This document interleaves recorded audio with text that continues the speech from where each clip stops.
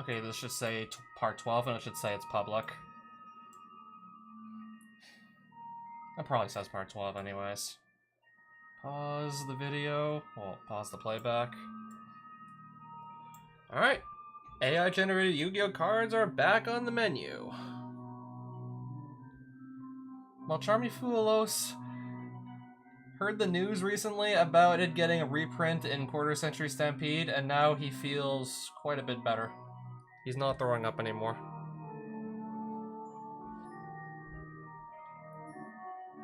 So yeah, I think I stopped here last time I streamed myself looking at AI-generated Yu-Gi-Oh! Courtesy of Yu-Gi-Oh! But AI.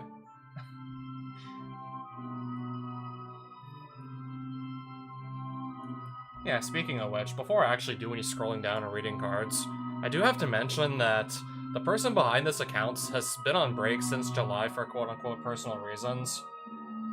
They said they were taking a hiatus, so I really hope they're doing okay, because we're all the way in December and still no word from them since.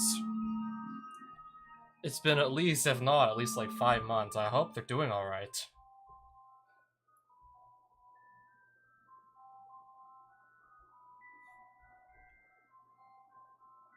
Okay, this must be... Oh, this is a repost from 2021, but I still don't believe I've seen this. Dang long Omen of Albaz and the legendary Sword Beast yet. I gotta read like 2 text boxes as a pendulum.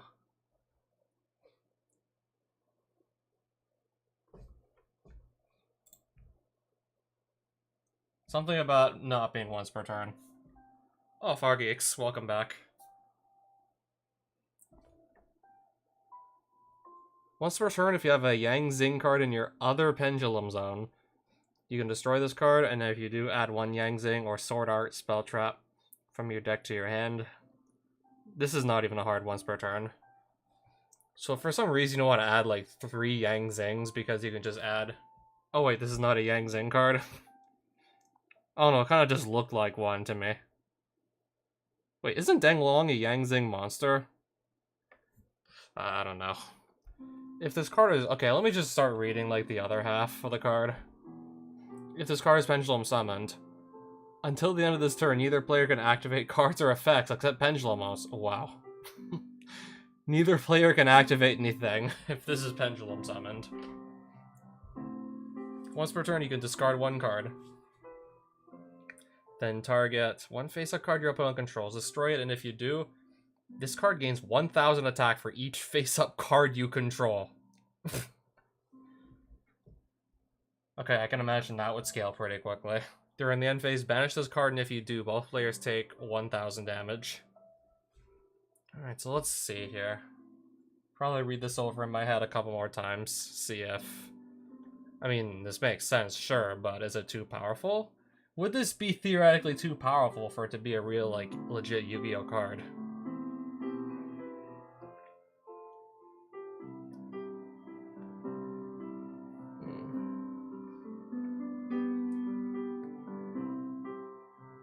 Maybe pushing it with the fact you can just completely lock your opponent out of doing... Well, you lock yourself out of doing anything else except for using Pendulum Monster effects also. It would be like straight up broken if it only locked your opponent.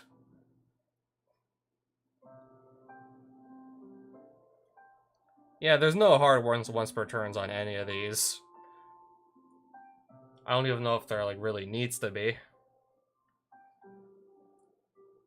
Target 1 face-up card your opponent controls, destroy it, then this gains 1,000 attack for each face-up card you control. I don't know. I don't know if this is reasonable or busted, since I'm not an expert on pendulums.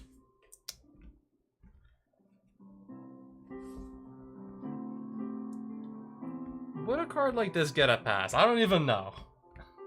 I'm not sure whether or not this gets a pass. I do want to see what some of the other, like, people who have, like, seen the card have commented. Okay, here. Wow, Searcher plus anti-hand trap. Yeah, pretty quickly caught on to the fact that, yeah, this could just stop, this does stop all hand traps. All it took was 2 other archetypes to make a Yang Zing that doesn't miss timing. Now this is a floodgate I can get behind.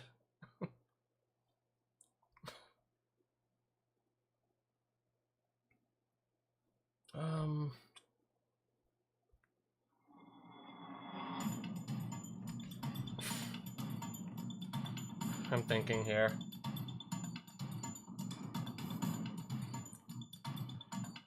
I don't know, I really haven't seen pendulums do much of anything in competitive Yu-Gi-Oh, so... What the hell, go on ahead.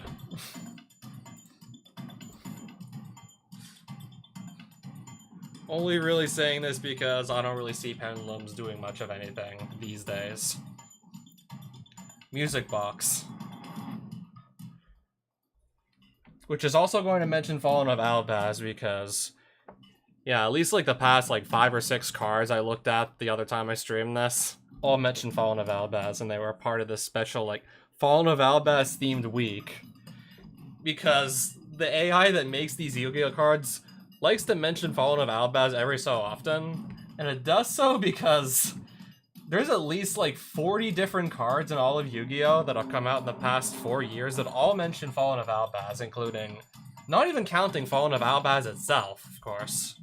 Fallen of Albaz is mentioning Fallen of Albaz, by the way. So in case you're wondering just why the AI just likes to randomly mention Fallen of Albaz so much, it's because it's looking at least like 40 plus cards that all mention the card in question. And if this AI also mentions Umi and Sanctuary in the Sky randomly, it's for similar reasons, because I don't quite think it's as many cards for Umi or Sanctuary, but those two also get mentioned on quite a few Yu-Gi-Oh cards. For example, field spells that are like treated as Umi, cards that do something extra if Umi is on the field. There's also like a whole archetype of fairies themed around Sanctuary in the Sky. That field spell dating all the way back to Ancient Sanctuary. Now let's actually look at the music box. Normal trap. During your opponent's turn, you can target one monster in your graveyard with 0 attack. Special summon this card in defense position as an effect monster with question mark attack and defense. This is not treated as a special summon monster. It is treated as a trap and becomes Fallen of Albaz while it is face up on the field. During the end phase of the turn, this card was activated. Both players take 1,000 damage for each trap activated this turn. Okay. WinCon for a burn deck in 2024? Who is even trying to play burn in 2024 anymore? But if you just chain a bunch of traps and then also like flipped up a music box, or imagine flipping up multiple music boxes, just how much damage you can actually get off with that. Yeah, imagine flipping 3 of these. They're all gonna do 3,000 a pop, but that would kill like both players unless you gain some life points. Okay, thinking about it now, yeah, normal traps are much more searchable than they were back in the day. We have 3 trap trick, 3 trap tracks if we even need that, and I don't know, basically the whole Labyrinth archetype?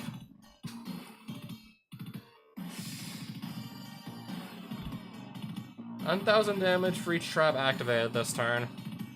And you could theoretically also flip up multiples if you had, and that would just cause even more damage to be dealt to both players. Yeah, just assuming like you get ahead on life points and then you flip up 1 or maybe even 2 of these, plus a bunch of other trap cards to just win the game with burn damage on the spot. I don't know, burns were a bit too much. Emblem of the Branded. Spell card that's also mentioning Fallen of Albaz. Emblem of the Branded. Add 1 Emblem of the Branded, so add itself from your deck to your hand. If you control a Fallen of Albaz, you can add 1 branded card from your deck to your hand instead. Then you can apply this effect.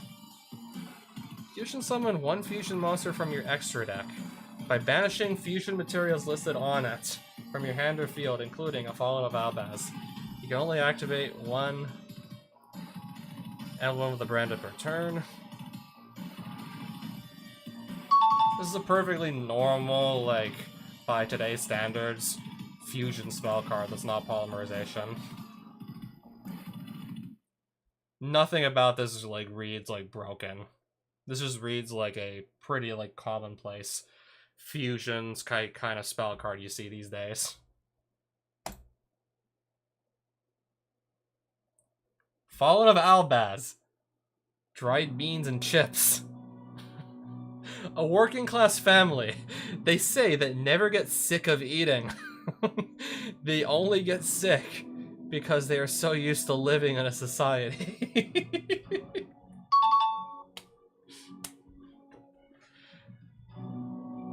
Okay, which one of these is potato and which one of these is chips? Also, new Fallen of Albaz lore where he's hanging out with potato and chips. Tell me more. Let me read some of the comments on this one too. Okay, last I checked, I think potato and chips was Rush Duel exclusive. Okay, where are the comments?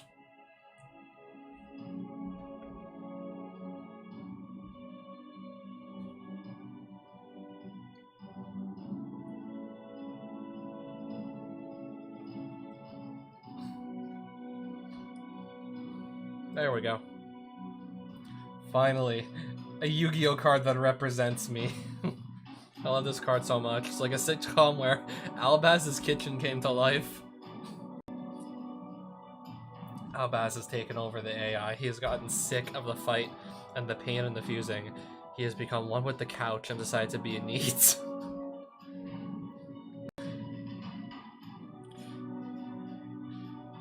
Thoughts on this insane Albaz lore development?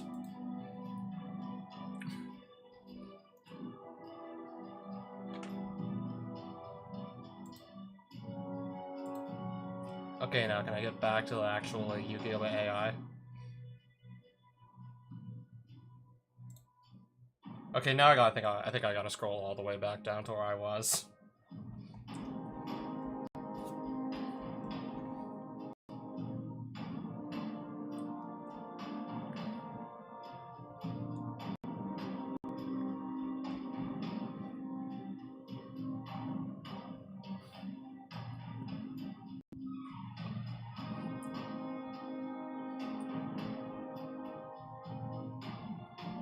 Oh, I completely forgot about the other Danglong.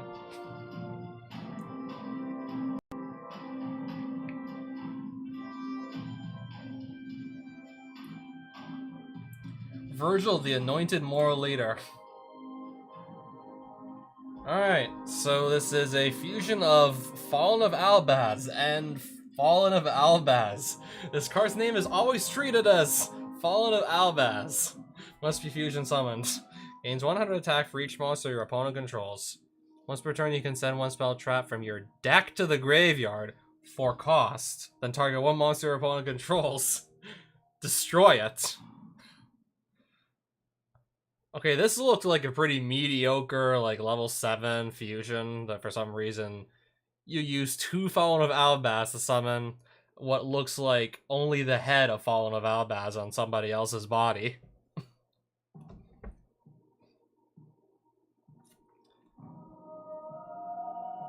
Okay, and then it actually got, okay, only kind of busted. Only spells and traps, but still.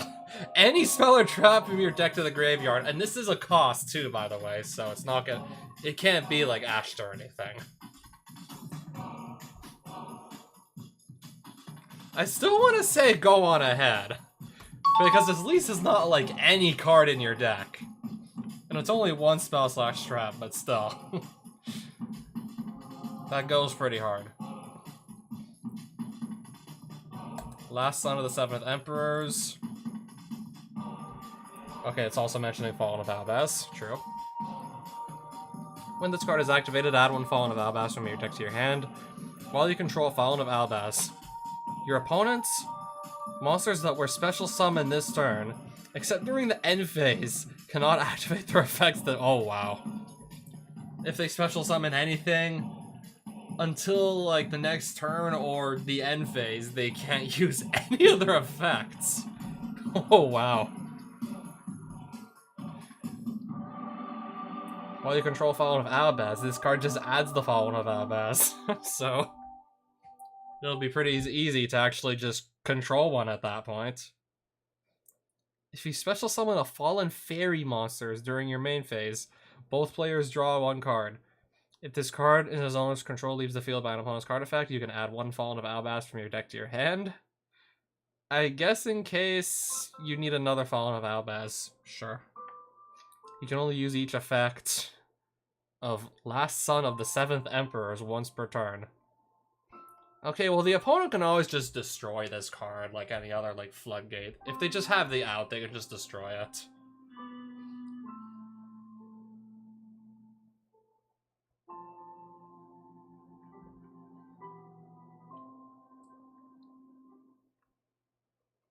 Even then, I do think there's still some counterplay, aside from just getting rid of the card itself.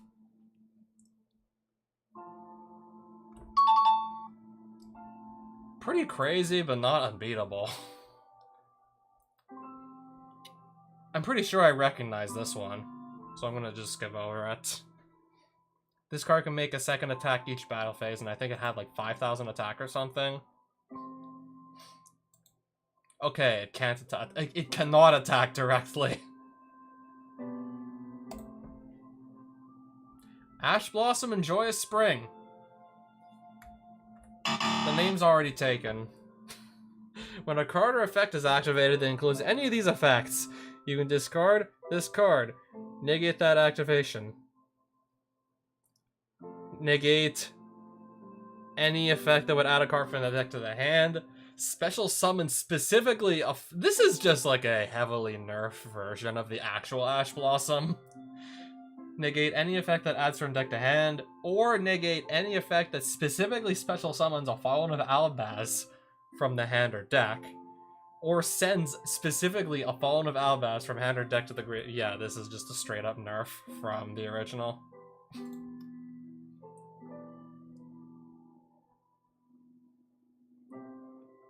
Branded Fusion. Okay, this nerfed Ash still...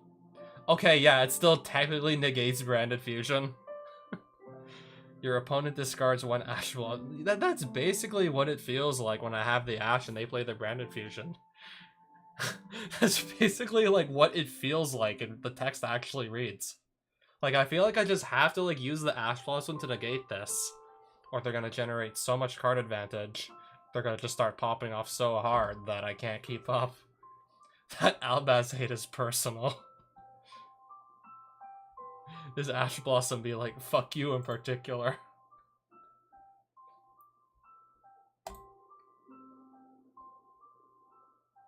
Okay, I definitely thought I clicked the other card.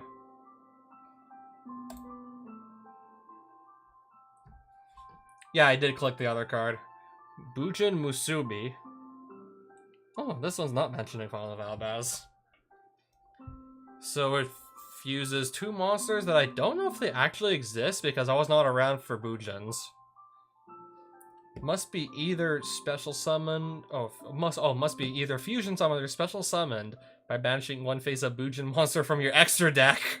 This is true as okay, so you don't even need to really commit any resources to the board to just slam this on the field. Level 9, 3,000 attack, 2,500 defense. You just need like an extra deck spot for whatever Bujin you just want to like banish from your extra deck. Wait, can you actually do this multiple times a turn? I think you can. Let's just say I have like 3 of these and then 3 other like random Bujin extra deck monsters that I'm not gonna summon. I'm just gonna banish them to just play these guys for free. Assuming, yeah, it doesn't say anywhere on the card you can just like only summon this like once per turn this way. So if I don't mind just using up like a good chunk of my extra deck to do this, I could literally just start any duel with like 3 free monsters on the board. You can discard one card, then target one Beast Warrior monster in your graveyard. Special summon it. When a card or effect is activated, you contribute one other Beast Warrior monster. Negate the activation, and if you do, banish that monster. And you are also, and on top of that, these are Omni Negates. You could summon these from your deck basically for free if you are willing to just give up extra deck space to accommodate this, especially if you want to, I don't know, like summon 2 or even 3 of them. Guaranteed at the start of every duel. Before doing like any of your other actual plays. Unless you really need that extra deck space or something. And the monsters you are summoning... Okay, it is a hard once per turn on the Omni Negate, but you are summoning monsters for free that can basically just negate anything you need to. Oh, sweet. I always wanted the way to play around Nibiru. Like, I always wanted the way to pretty much almost 100% play around Nibiru or anything else that could be a problem.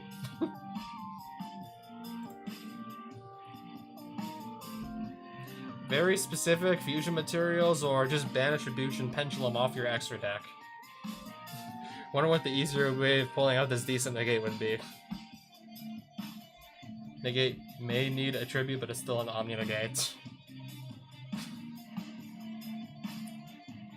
The AI remembered Buchin had fusions.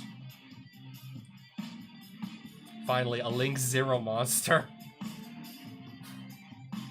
Pretty sure this was like before Phantom of Yugioh, right?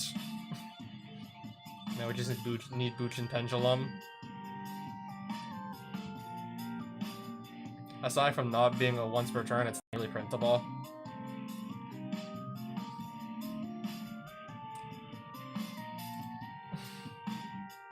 Yeah, you pretty much lost me when you just said banish any random Buchin from your extra deck. It just has to be in your extra deck. Summon this basically for free. Not even once per turn, so if you're willing to just give up extra deck space, you could just start every duel with 3 of these on your field. 3 free Link materials. If there are any good rank 9s out there, you could play them because it's a level 9. Oh my. Also, not to mention, yeah, like Omni Negate. You do have to tribute something, but you'll have like, even if you just only like make the space for like 2 of these summons for free. Just summon 2 of them. One activates this effect, tribute the other to just negate something. Oh yeah, I did already like read. Next week will be Fallen of Albaz theme to showcase the myriad of ways he keeps showing up in the generated cards. And then from this point onwards, it's just going to be probably non-Fallen of Albaz related cards. Dark Angel of Judgment. Ritual. Fairy Ritual, you can ritual summon with Rebirth of the Wicked Light. I do not believe that's a real card, and we would have to assume that it was, otherwise they wouldn't print this. Must be ritual summoned. When your opponent would special summon a monster or monsters, if they would inherently special summon monsters, you can negate the summon, and if you do, destroy that monsters. There's no once per turn on that, right? So anytime your opponent would attempt to special summon anything without the use of a card effect, anytime they would special summon anything unless it was with a card effect, you could just say no and destroy the monster. Once returned during the end phase, if this face-up card that is destroyed by the... Okay, let me read this again. Once per turn during the end phase, if this face-up card is destroyed by that opponent's card effect and sent to the graveyard this turn, you could banish 1 fairy-type monster from your... Well, you're gonna definitely have a fairy to banish. She is a fairy. And then she ends up in the graveyard. You could banish this card itself for its own cost. Add 1 fairy-type monster from deck to hand.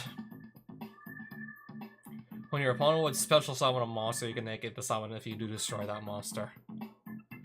As many times as you want. Oh, and when it dies, it just floats into, like, any fairy from your deck. I don't know, if you play a lot of other fairies, I don't know, I think the best thing to maybe go grab is something like a Herald of Orange Light. Monster Negate. But no, really, your card should not be able to, like, negate every special summon your opponent tries to do until they get rid of it. Like, the only thing that is stopping this from being truly broken... Well, actually, no. The only 2 things that are holding it back from being truly broken is that it's a ritual monster. 1. And 2, It has, like, no protection from being, like, destroyed or removed from the field or anything. So many simple card effects and just get it off the field anyways, or just negate its effects, so then you can actually play the game, but if you can't remove this from the field, you basically can't play the game, so...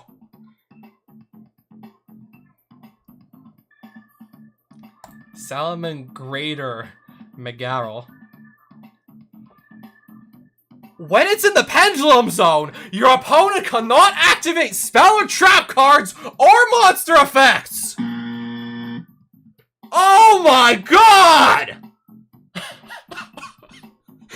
Your opponent basically can't play the game if you open this! Okay, draw. Well, actually, no, if you're going first, you don't draw. Standby main, Pendulum Zone, Salamander Megarol. GG.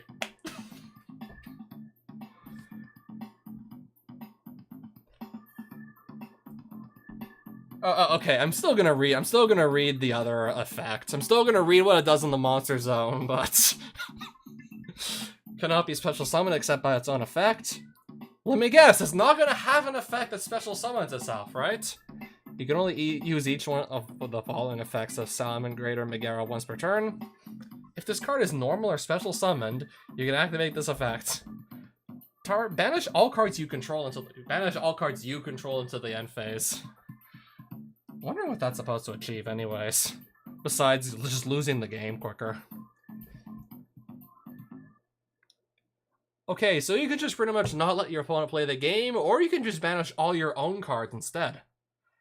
Or, alternatively, once per turn you can target your opponent controls, quick effect, banish it. That's still pretty crazy to just... Quick effect, once per turn, target your opponent's cards, banish them all. But yeah, what really immediately pushes this into, like, literally, like, broken territory is the pendulum effect. You just put it in your back row in a pendulum zone, and your opponent basically cannot play Yu-Gi-Oh! As soon as this hits the field, yeah, your opponent's literally not playing Yu-Gi-Oh! Okay, they can maybe summon monsters, but... what else are you supposed to do at that point? Okay, maybe if it locked, like, both players out of activating anything, but no. This only locks your opponent out of activating cards. This is pretty much that one custom card duel that I had where my opponent just pulls out, like, a JoJo-themed monster that literally just reads, your opponent can't play cards. I try to counter it. For some reason, yeah, he doesn't... Well, I try to counter it, but he thinks I'm not allowed to counter it because, of course, I'm not allowed to activate anything, but no, I'm trying to activate something like a Solemn Judgment in response to the summon. Yeah, I went back and looked at that replay, and turns out that wasn't even possible anyway. So he activated a spell card that would just special summon this monster from his deck. That was going to not be able to let me, like, play anything else for the rest of the game. I tried... Yeah, it took me a while, but then I realized, oh shit. I'm not allowed to Solemn Judgment this, because this is not an inherent summon. This is being summoned by a card effect. I have to let his 3 freeze, the card that summoned it from the deck, finish resolving first. And by that point, I'm pretty much cooked. I'm dead. Your opponent cannot activate spell or trap cards or monster effects. I'm gonna say that one more time. Does absolutely nothing to the Playground Blue Eyes deck summoned. Do you think Hitotsume Giant cares that I can't activate monster effects?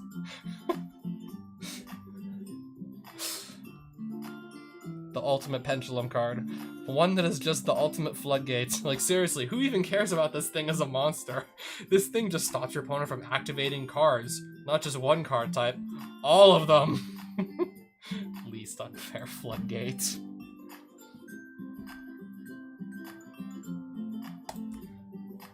Water of Life, reverse.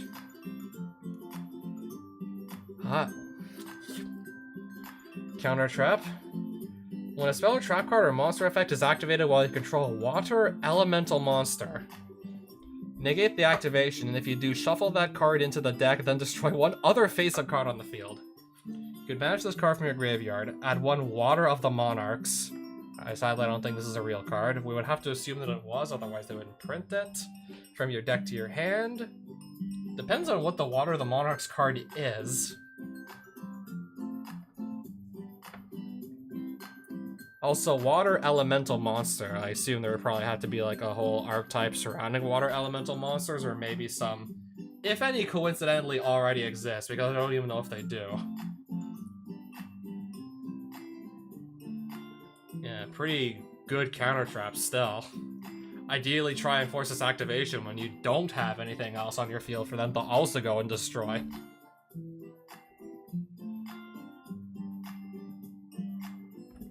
Still reads like a reasonable enough Yu-Gi-Oh card.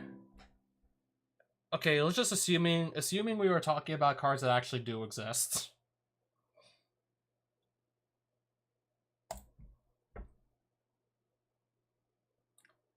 Furious Armed Robot. Go, go, go. This is a Machine Link 3. You make it with 2 or more machine monsters with different attributes.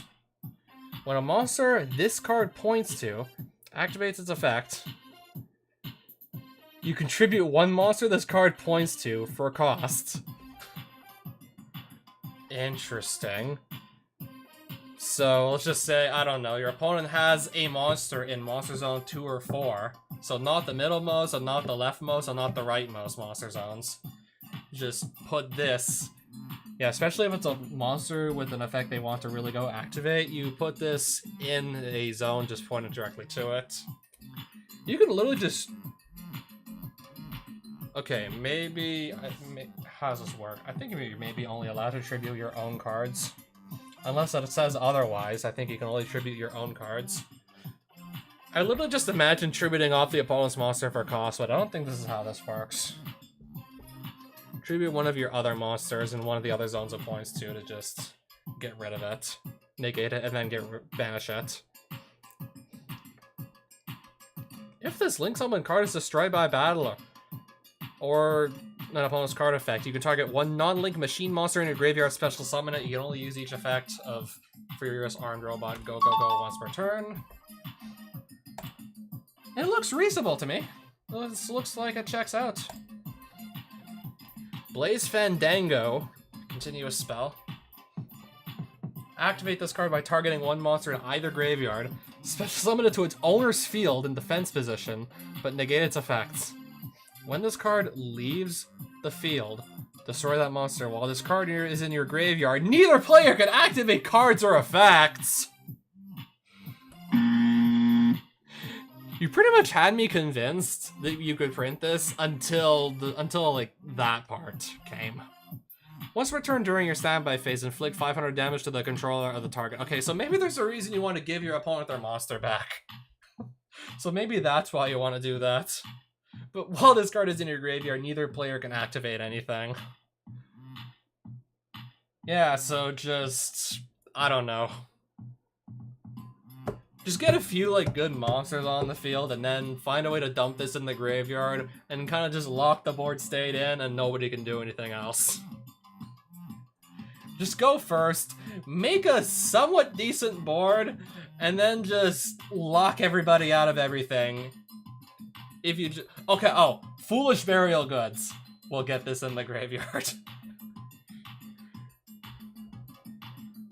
Yeah, imagine going first, just doing your normal plays, and then you just, at the end of it all, Foolish Burial Goods, send this to the graveyard, and now nobody can play anything else for the rest of the game. It's like, come on. What is it with the AI right now and just not letting people play the game?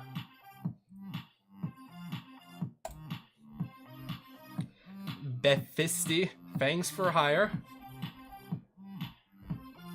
During your main phase, you can special summon 1 monster for hire from your hand, except Bephisti, Fangs for Hire. If a monster for hire is special summoned to your field while you control this monster, except during the damage step, you can banish 1 random card from your opponent's hand, then target 1 face of card your opponent controls destroy. Okay, so I guess your opponent actually has to have the card on field to destroy for you to actually do any sort of hand ripping.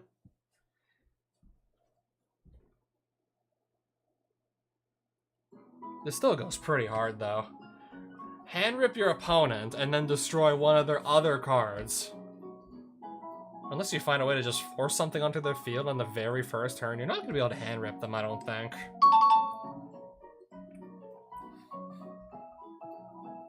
I'm just going to give that a pass. I might just give this a pass because our Xark decks, like, they need all the help they can get. They have a continuous spell that would practically let them draw 7, but the archetype is still nowhere near competitively viable despite that.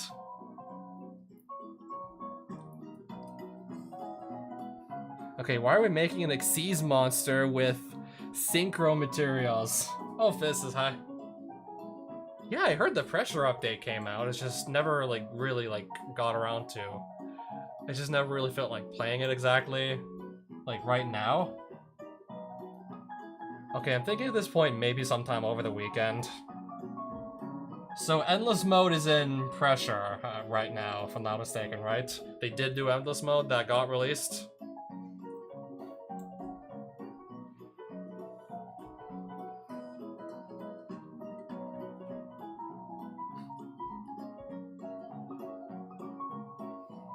Yeah, I'll have to hope I can, like, get on Roblox sometime tomorrow. At that point.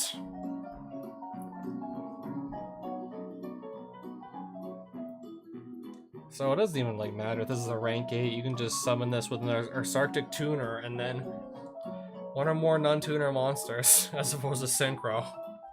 When this card is Xyz summon, you can attach 3 materials from this card, banish up to 3 cards from the top of your deck face down, and if you do, your opponent skips their next... Oh, they only skip 1 draw phase.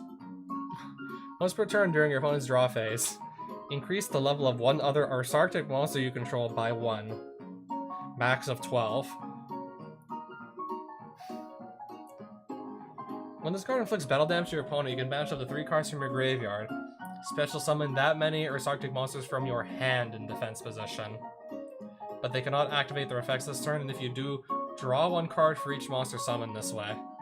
Okay, you have to have a bunch of Arctics in hand to actually really pop off with this. And the archetype really needs all the help it can get, so just give it a pass.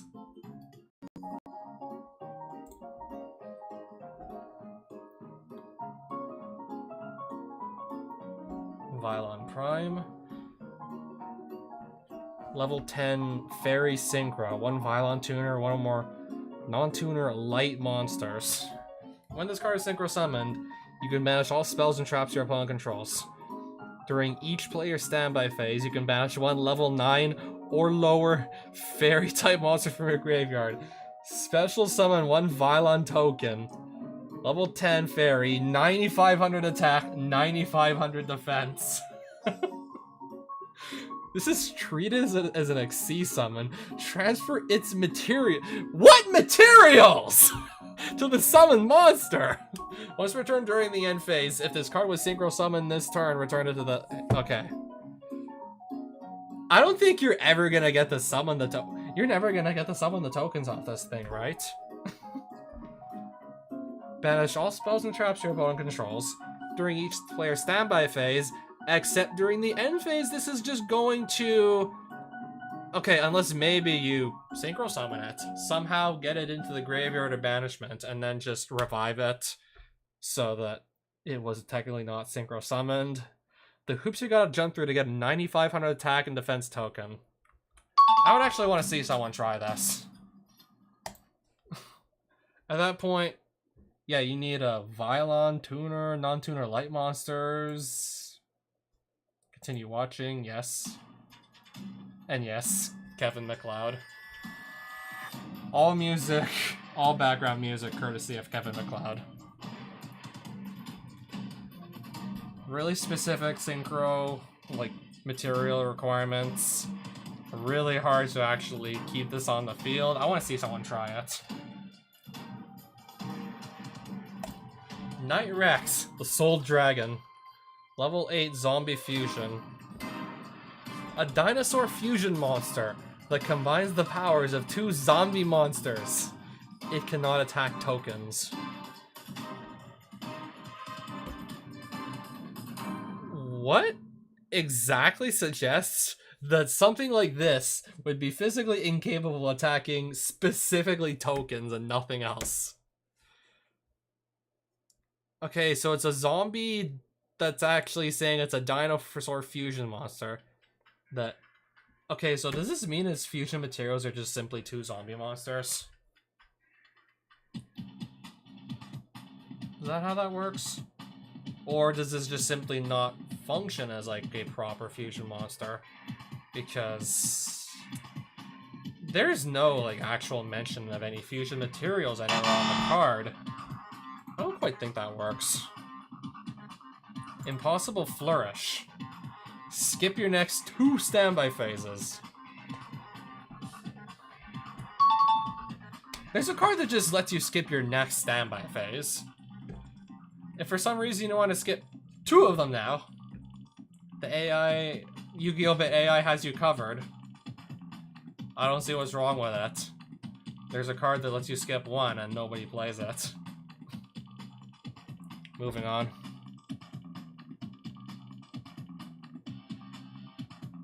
Okay, this one already looks like it just doesn't work. And I can't read the text, it's microscopic. Arrow Mage Lady, she's cute, sure, but following something, hand, number of cards in your hand? Find the game of the what? If this card is destroyed, the...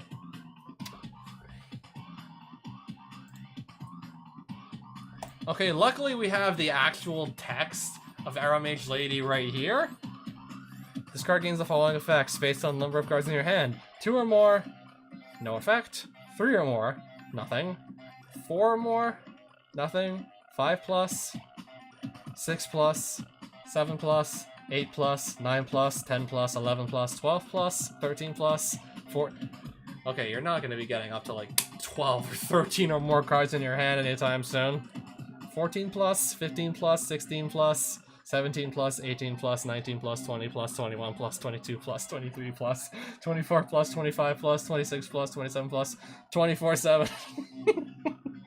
Feel the power of the Arrow Mage Revolution! If this card is destroyed by battle, you can special summon any number of Arrow Mage monsters from your hand except Arrow Mage Lady. Alright, we already know the verdict on this one.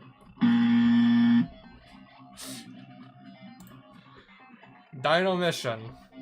Normal spell. If your life points are 4,000 or less, draw 2 cards. Then discard... Okay, then you at least discard 2 cards, so it's not just like a free +1. Then if you have 4,000 or less cards in your... Well, you're gonna have less than 4,000 cards in your hand. For the rest of this duel, you cannot activate cards or the effects of cards with the same name as the discarded cards unless you have paid life points to activate. There is no option to pay life points to activate this effect. You can only activate 1 Dino Mission per duel per turn. So basically, if you have 4,000 or less life points, draw 2 cards, then discard 2 cards. Then for the rest of the duel, you cannot activate cards or the effects of cards with the same name as whatever you discarded. And you can only activate this once per duel. Okay, assuming we just like get rid of the text that doesn't need to be there. I think it's a pretty underpowered card. You could really like do that.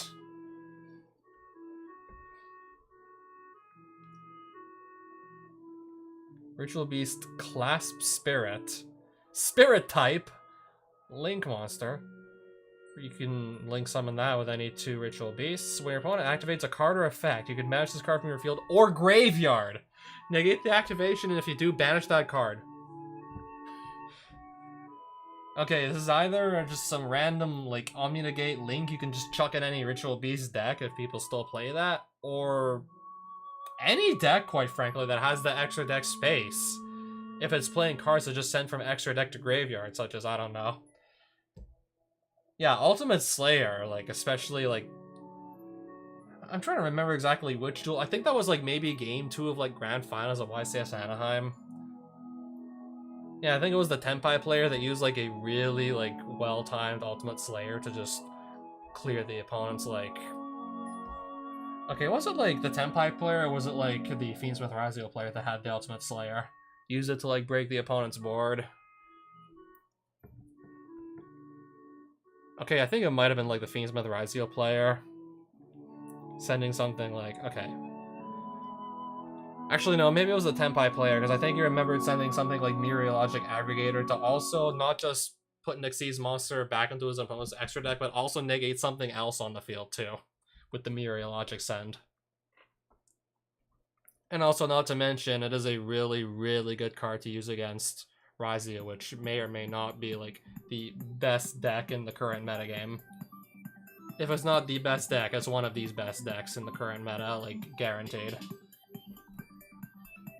Yeah, because they have this boss monster that they can easily revive with one of the cards they can just consistently search with one of their other, like, boss monsters. Yeah, so Dual Drive searches Razio Cross and Razio Plugin. If they choose to keep the plugin for your turn, if they're going first, they set the plugin and then have it there for your turn. Even if you clear their detonator, they'll just revive it with plugin. And it'll come back with another 2 materials, so you'll kind of be back to square one. Whereas if you just shuffle that back in the extra deck instead with Ultimate Slayer, it's not going to be in their graveyard, so they can't just plug in revive it. So yeah. Crazy, crazy Ultimate Slayer target. But, okay, maybe a little bit too pushed. Considering it can negate theoretically literally anything. Maybe it's a little pushed. Flip Carrot. We have a Dark Plant Flip Effect monster. When you flip the Flip Carrot, you can target one Dark Dragon or Water monster in your graveyard, special summon it, but negate its effects, also is destroyed during the end phase. If this card is sent to the graveyard, you can special summon one Flip token, Dragon, Water, and Dark attributes simultaneously. For some reason, it's 2 attributes at the same time, and it's a Dragon. Specifically, Water and Dark Dragon. But it's a flip effect monster, so you have to set it. Hope your opponent attacks into it first. They can always just clear with any old, like, removal effect, removal spell. This can just easily get destroyed before the opponent even has to go to battle phase anyways.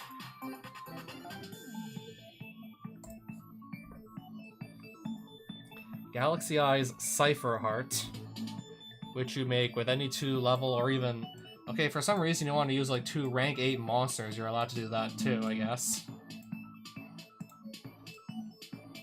Galaxy Eye Cipher Heart. Once per turn you can special summon... Okay, once per turn you can detach 1 material from this card to special summon 1 Cipher monster from your hand, deck, or graveyard in defense position, ignoring its summoning conditions. You cannot special summon monsters from the extra deck during the turn you activate this effect, except Light Exceeds monsters. During your main phase, you can target one of your banished Cipher monsters, special summon, and also, you cannot activate monster effects for the rest of this turn except Cipher monsters.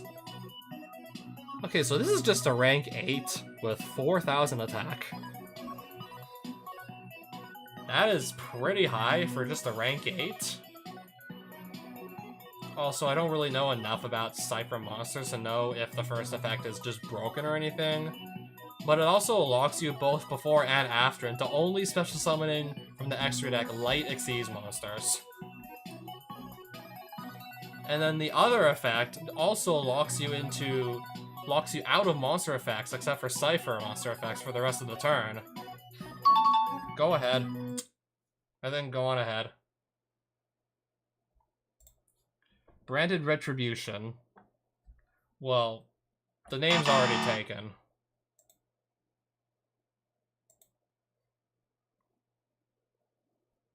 For one thing. I'm still gonna read this version of Branded Retribution the AI came up with. When a spell or trap card or monster effect is activated, it includes the fusion of the summon of a monster that mentions Fallen of oh, so anti-Fallen of Albaz support? Negate the activation. If you do, banish that card. If you control Fallen of Albaz at activation, your opponent cannot activate cards or effects of cards with the same original name as that card for the rest of this duel. You can only activate one branded Retribution. I mean, aside from the fact that it, for some reason, both supports and anti-supports Fallen of Albaz somehow at the same time, which is weird. And also, like, more obviously, like, the name was already taken. Aside from all that, this is still, like, theoretically, like, a quote-unquote real card. Other branded cards.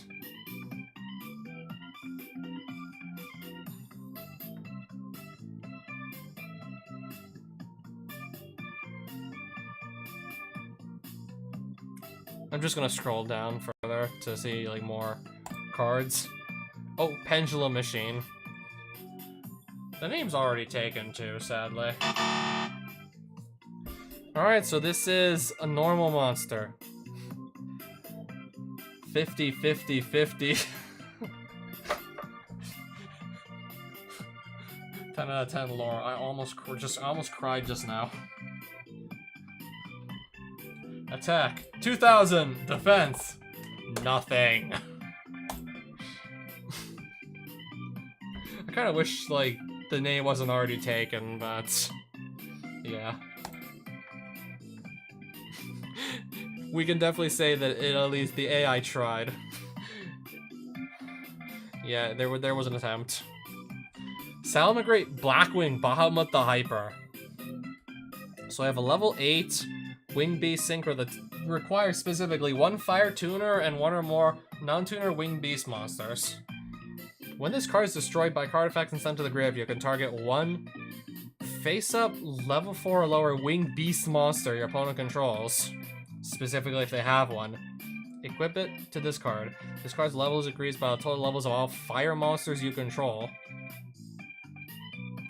Okay, so this counts itself for 8 levels, so by itself it's a level 16 technically? While equipped, okay, I don't even know if we do, I don't even think we do anything with these extra levels. It doesn't look like it. While equipped with the fire monster card, this card can make up to 2 attacks on monsters during each battle phase. If this card destroys an opponent's monster by battle, you can add 1 level 1 fire monster from your deck to your hand. Ooh, if I needed to just start my Snake Eyes plays. Perfect! I just have to have a Fire Tuner and then some Winged Beasts, and then I have to also destroy an opponent's monster in battle to maybe start doing Snake Eyes combos? Okay, actually no, this is just too many hoops to jump through. I mean, technically everything on the card makes sense.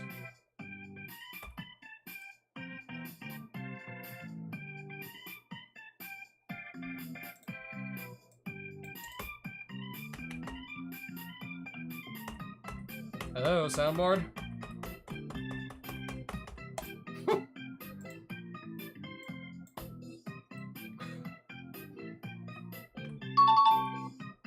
Okay, there we go.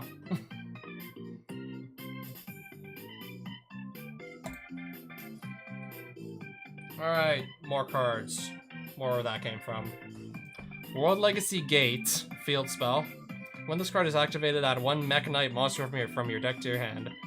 When you ritual summon using a Mech Knight monster, or special summon using a card from your hand, or if you control a World Legacy monster and special summon by use of that monster you control, you can allow 1 Mech Knight monster in your extra deck to be special summoned from your extra deck by banishing zombie monsters that are not banished. Also, for the rest of this turn, you cannot special summon monsters except Mech Knight monsters, even if this card leaves the field. This is treated as a ritual summon. You can only activate this effect of World Legacy Gate once per turn. You can only activate 1 World Legacy Gate per turn. This just stopped making sense about, like, I don't know, almost halfway through. For some reason, we started mentioning banishing zombie monsters that are not banished. Like, the whole point is for them to not be banished, to banish them. It's like, what do you expect? Of course they're not going to be banished until you banish them.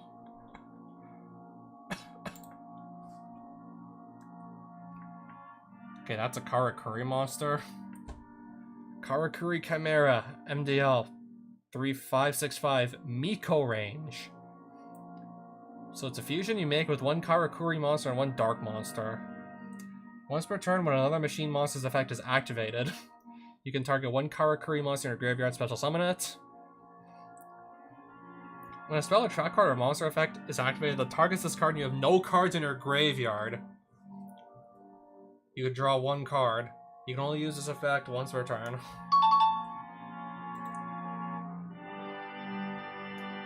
Believable. Sort of. AI-generated Boss of Fire. Level 9, Beast Warrior. 3100, 2300 stats. You can only control one Hebo or AI-generated Boss of Fire, however you pronounce the name. Quick effect, you contribute one generator monster or one Beast Warrior monster. Special summon this card from your hand. And if you do, draw one card if you control another generator monster or a generator boss zone. You can only use this effect once per turn. Special summon this, 3100 attack, beat stick. This looks fine to me. Heavy Metal Foes, Trini.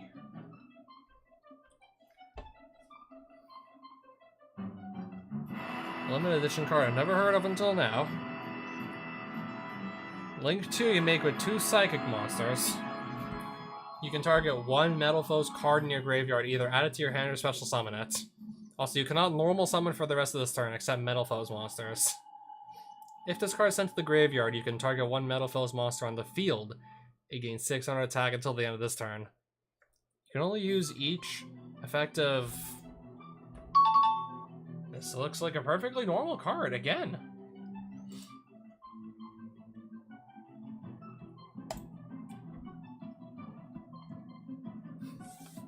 BES, Crazy Bird, a level 7 wind monster, Wing Beast. This card is not treated as a Sulfa Chord card. What makes you think this would be treated as a Sulfa Chord card? No shit, it's not a Sulfa Chord card.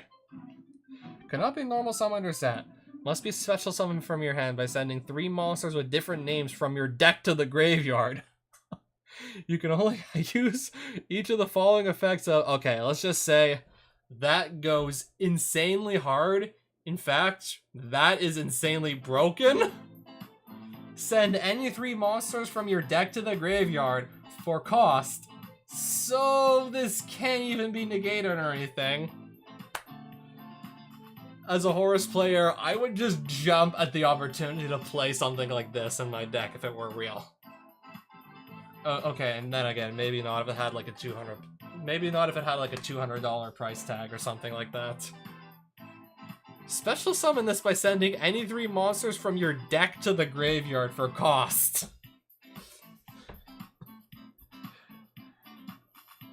Yeah, I don't even need to send 3 cards from my hand to the graveyard to set up 3 of my Horus monsters in the graveyard. If I could just instead summon this. Have a monster on field and then just put 3 Horus monsters in my graveyard and then King Sarcophagus, just bring them all back. I would love to do that, but let's be real. This card is just already, like, too broken to put to print. When this card is special summoned, you can target 1 monster your opponent controls, return all spell and trap cards on the field to the hand. Okay, so we're just targeting one of their monsters for no real reason. I guess. During the end phase, if this card was special summoned, it gains 1000 attack until the end of the turn.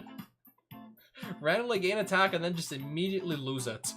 So we go from, like, one of the most, like, obnoxiously broken, triple foolish burial that can't even be negated by anything that negates because this is a cost.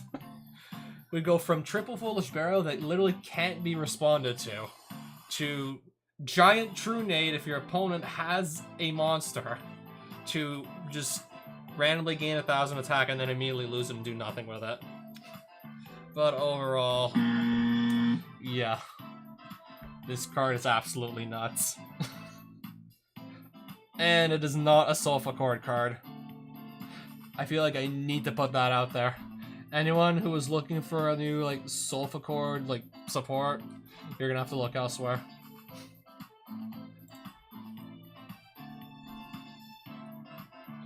Isn't treated as a card. It wouldn't be treated as anyways. Sets up Graveyard. Does Giant Trunade with extra pointing at a monster for fun. Gains 1,000 attack for half a millisecond. Refuses to elaborate. A crazy bird indeed. I'm gonna triple Foolish for cost to summon Giant Trunade real quick. You want anything? Why would this giant metal bird be confused for Sulfa Chord?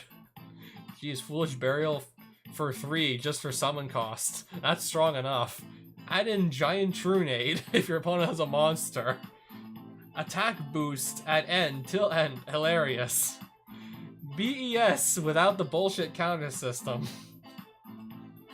This has absolutely nothing to do with the BES archetype that's last I remember at a bunch of machines that... I think you can special summon them. They come in with a certain amount of counters. They can't die in battle, but as soon as they battle a monster, they lose a counter, and if they lose all of them, they just, like, self-destruct. Yeah, battle protection, but you can only fight, like, a certain number of times that need to just, like, automatically, like, lose your monsters. Like, come on, I'm just gonna summon a big beat stick. It needs to have battle protection, and then it just dies if it fights enough. If it just battles enough monsters, it just straight up dies. Like, why would I want to summon something with, like, high attack that has battle protection if it's just gonna die after attacking a bunch of weaker monsters? That bird is crazy. Absolutely broken, triple Foolish and Giant Trunade aside. Love the fact they gotta specify it's not a Sulfa Chord and a completely useless attack boost.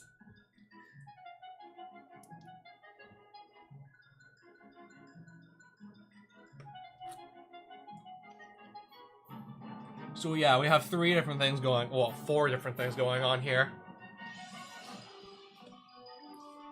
An effect that would be banned like day 1 if it was ever printed on a card.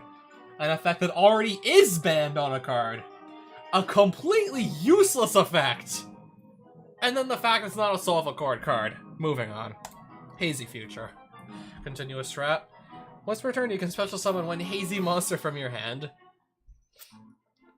Well, you have a hazy card in your spell or trap zone, which you will, by the way, and you control a hazy flame monster. You can banish this card from your graveyard. Okay, never mind, so this is in your graveyard. If you have another hazy card in your spell trap zone, then negate that zone. Oh, negate the zone that your hazy spell trap card is in? Why would you do that? If you do, gain life points equal to the level the monster in that zone had. Which zone? Negate what zone exactly? You can only use each nah, I don't know. This is too much for me to, like, wrap my head around, I'm sorry. Sea or Shin. Level 2, water. When your opponent activates a card or effect, you contribute this card and negate the activation. Okay. Level 2 main deck Omni Negate. I was about to say Sprite needed. Okay, I was about to say Sprite, but they don't really need more Omni Negates, I would think. They already have like Sprite Red, Sprite Carrot, and if they do like plays of Swap Frog and even like the new Mirror Mage and the Freezing Chains, like continuous spell, they can still pretty easily get to totally awesome. They don't need more Omni Negates. When your opponent's monster attacks, you can banish this card from your graveyard. Oh, draw 1 card, and if you do, negate that attack. You can only use each effect of Sea or Shin once per turn. That is pretty wild, though. This doesn't look like it's going to be too hard to summon at all, and it's just an Omni Negate.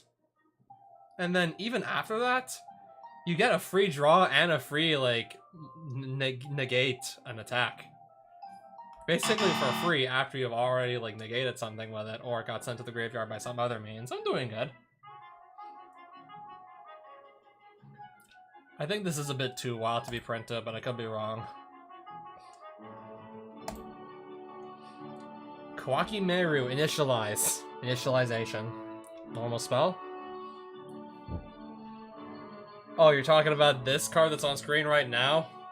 Banish one monster from your hand or face-up field. And if you do, add one card with a different name from your deck to your hand that specifically lists that monster.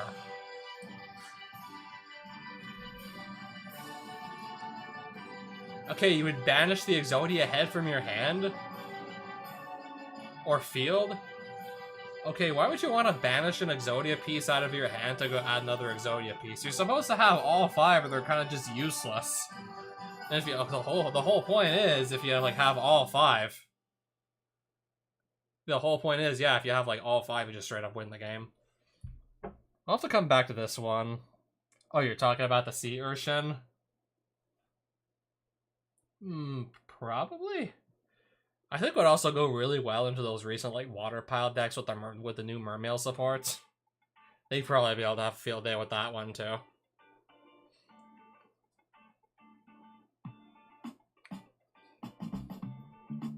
There's definitely got to be plays for this that I'm not aware of. This looks broken at first glance, but it's incredibly interesting. This spell lets you banish the ace monster to search its support, instead of how you would expect it to work, banishing a support card to find the ace. Then again, a good support card would just find the ace again.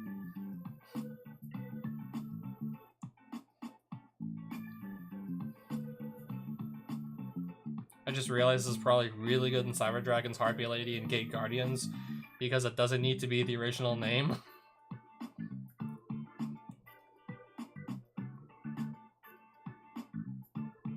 It's not the worst Quacky Mirror card because it doesn't need the Iron Core. Banish Helios, the Primordial Sun, add Macrocosmos.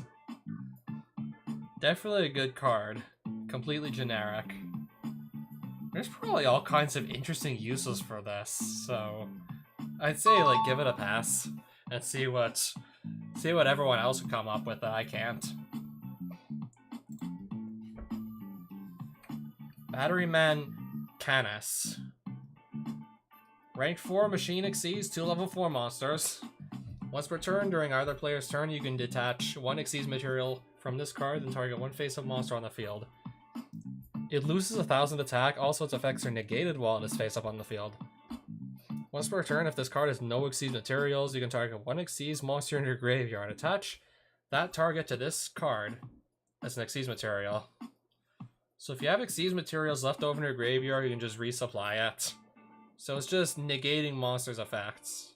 And also, okay, the attack loss is like permanent until the card leaves the field.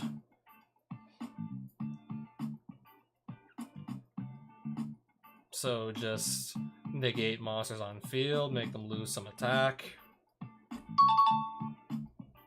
This is fine for a rank 4. Even a perfectly generic one.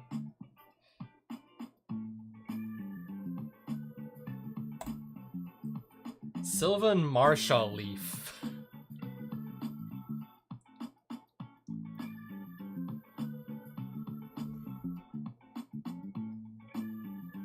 When this card is normal or special summon, you can target 1 Sylvan monster in your graveyard. Apply the effect below for the rest of this turn. Each time a Sylvan monster is special summoned from your graveyard, special summon that many Sylvan monsters from your deck in defense position. Okay, so for the rest of this turn, if Sylvans are really good at just mass summoning from the graveyard, then they're good at mass summoning from the deck too. Okay, I wish I knew more about the archetype to know how broken this really could be.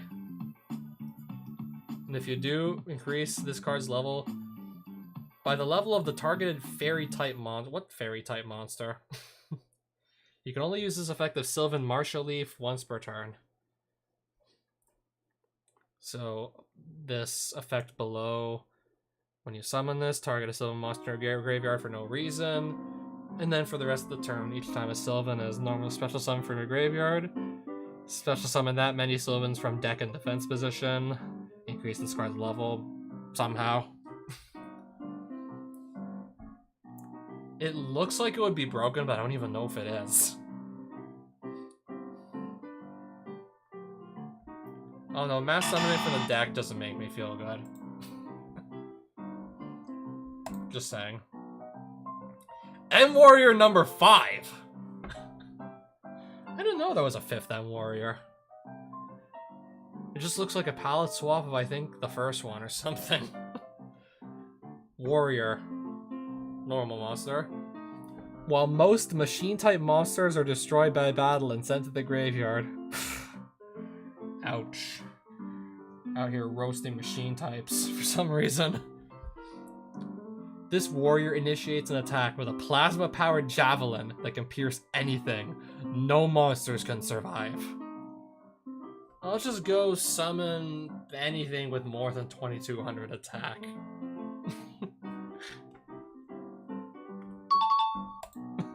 Bro does not like machines. Most machines are just getting destroyed by battle and sent to the graveyard. Yeah, bro just roasted the whole, like, machine type. DDD! Dark World Thorns. Alright, so if this is in your pendulum zone, somehow you cannot pendulum summon except for DDD monsters. All face-up monsters you control gain 500 attack for each fiend monster in your graveyard. That could be a lot, maybe. If a monster is special summoned to a zone that is not the center main monster zone, destroy them and this card. So if your opponent's center main monster zone is already used up, whatever they summon is just... Okay, they can just summon their weakest monster, because this card's gonna go too. Alright, so to actually synchro summon this, one DDD tuner and one or more non-tuner. DDD... I think it stands for, like, different dimension demon or something. If this card's destroyed, you can place one DDD pendulum monster from your extra deck in your pendulum zone, except this card itself. You can only use this effect once per turn. Once per turn during the end phase, if this card was normally special summon this turn, you can special summon Dark World monsters from your deck in defense position up to the number of cards you discarded this turn, except DDD Dark World Thorns. Okay, it's Dark World without the space, so I think this might just be limited to maybe a few cards, like Dark World Thorns and Cyber Soldier of Dark World. Wait, do the Dark Worlds have a space in their name or not?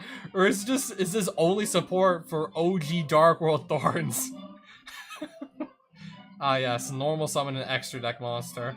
A card that does a lot and nothing at the same time.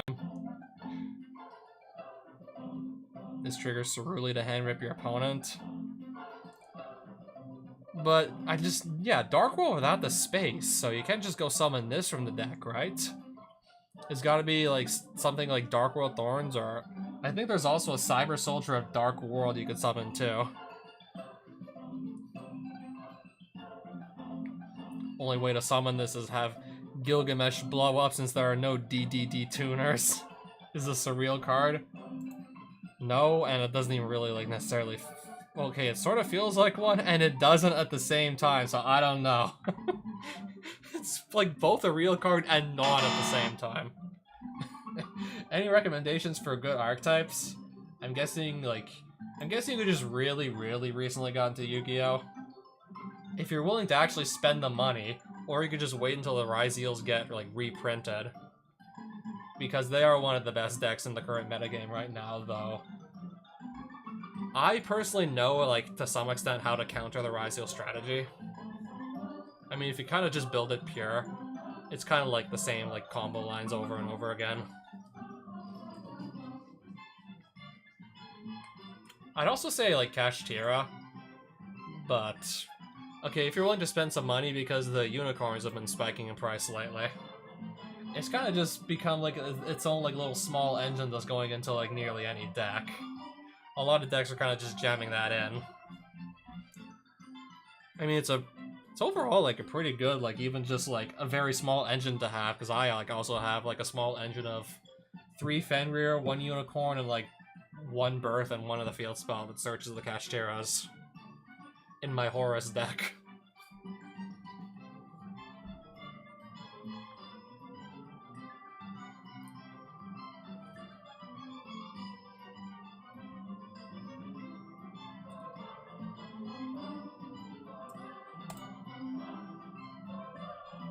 Yeah, just a few archetypes I you can just name off the top of my head.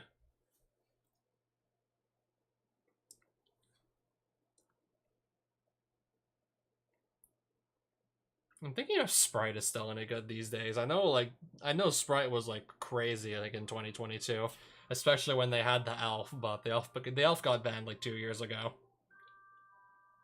They have nowhere near as much grind game as they had with the Elf legal. But even then, I think it's still like a playable rogue deck anyways.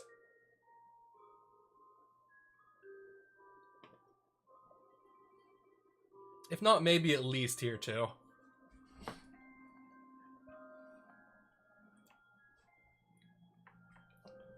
Alright, so Silence of Fate, normal trap.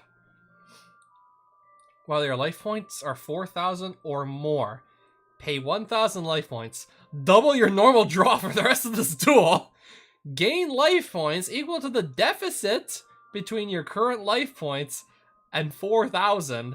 During the draw phase of this turn, look at your opponent's hand, select one card in it, and return it to its... Okay, so we just look at a card in our opponent's hand, and then put it right back in their hand. Double your normal draw. So for the rest of this duel, you're drawing 2 cards per turn, and you're gaining... Okay, let's just say you're activating this at like 8,000. You go to 7,000, and then you gain 3,000 back? So you gain some life points for some reason. You're drawing twice as many cards for the rest of the duel, and you're just, I don't know, for some reason looking at one of your opponent's cards in their hand, getting just a tiny bit of hand information.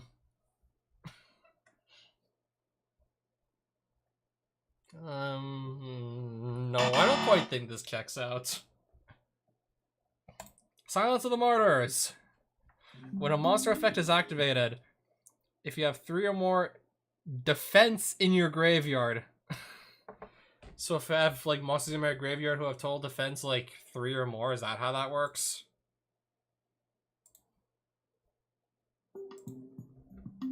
Discard 1,000 random cards from your hand. Face up, face down columns. Face up targets on the field for your monsters to special summon up to the... No. That one even somehow makes less sense than the other card. 5-headed dragon. The name's already taken though, sadly, so... 5-headed dragon, which you make with a 2-headed dragon and a 3-headed dragon.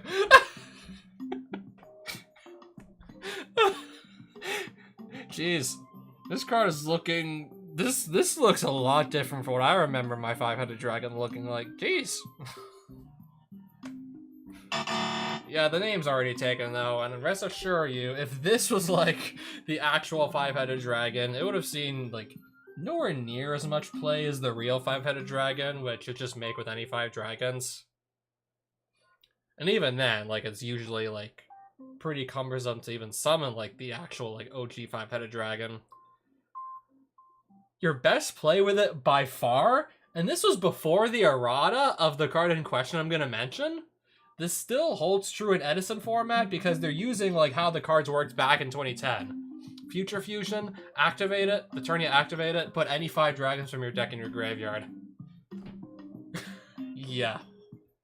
And maybe summon this if you still have the Future Fusion 2 turns from now, but yeah, you basically get to set up a graveyard with any 5 dragons. It's just, yeah. Future Fusion was literally released limited. Eventually banned, and then just errata, so you have to wait a full turn to send anything. And if your opponent just destroyed the card, you weren't going to send anything from deck to graveyard anyways. Yeah, the errata Future Fusion, you now have to send cards from your deck to the graveyard only after the first standby phase after activation, is way too slow these days. Pretty much made it like not viable for competitive Yu-Gi-Oh anymore. And if this was like actually like what 5-headed dragon looked like, then none of that would have been possible with Future Fusion. But yeah, 2-headed dragon, 3-headed dragon. Who knew that AI knew how to count? Who knew that it had such a good sense of humor? Oh, another 5-headed dragon. 5 monsters with different attributes. Must be fusion summoned using only dragon monsters in your hand or field as material. You have to use your own dragons from hand or field. Your opponent cannot target face-up defense position monsters with card effects. Destroy all other face-up attack position monsters on the field. This card can make a second, third, and fifth attack during each battle phase. Also, it has effects negated. Okay, so you mean to tell me it doesn't actually destroy anything? And they can still target my face-up defense position monsters. And it also... What's the point of this? And it also can't do any extra attacks because the effects are being negated? Anyways, like, what's the point of any of this? Are you sure this is Kevin MacLeod music that's playing right now?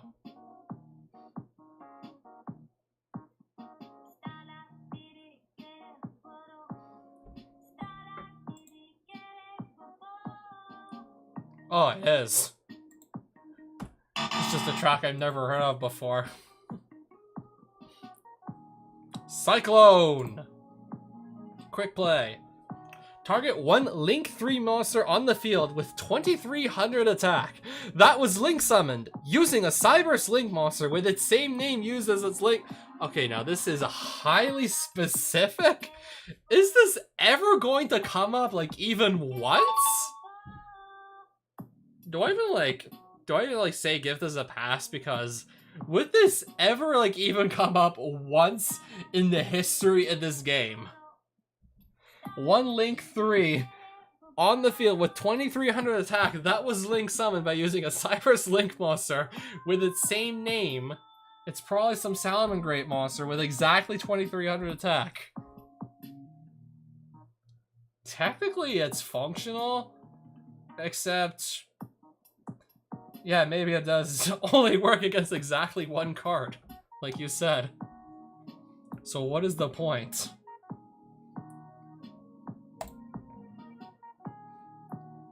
Okay, another quick play spell. Tour of Zero. Pay 1000 life points. Then target one spell or trap your opponent controls. Negate its effects until the end of the turn. Okay, that looks like a very believable card, on the other hand. Cyclone 2, like, the text actually, like, follows Yu-Gi-Oh! Logic, but it targets only, like, what? Salamangreat Heatleo or something? I'm trying to think of a Salamangreat Link 3 with 2300 attack. Because you can summon them with, like, other, like, Cyberse Link monsters with, like, their same name with their field spell.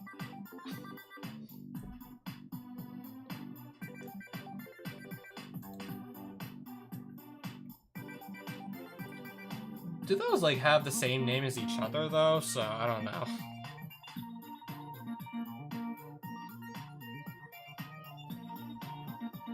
We'll see if anyone else has figured it out in the comments here.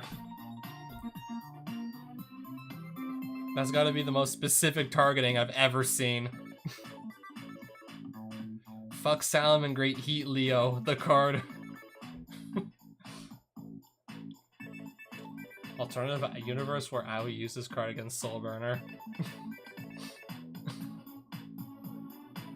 Heatleo is shaking and crying right now. Someone really hates salads.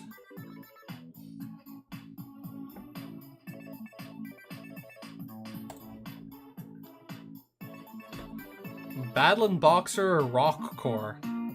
Level 4, 2200 attack. That's pretty strong for a, unless it has some negative effect or something, that's pretty strong for a level 4. But this day and age, I don't even think that matters. If this card's in your hand or graveyard, you can target one Battling Boxer monster you control or in your graveyard. Return it to your hand and special summon this card, but banish it when it leaves the field.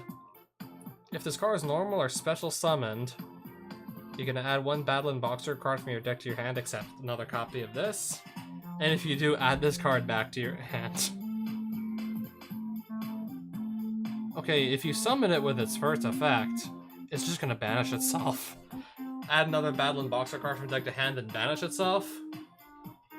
You can only use each effect once per turn. Alright, do it, I guess. 2200 attack on a level 4 with no drop back. I don't think that's gonna do anything in 2024. If we were to go back like 20 years, this would be a hard no. Just for like the stats alone.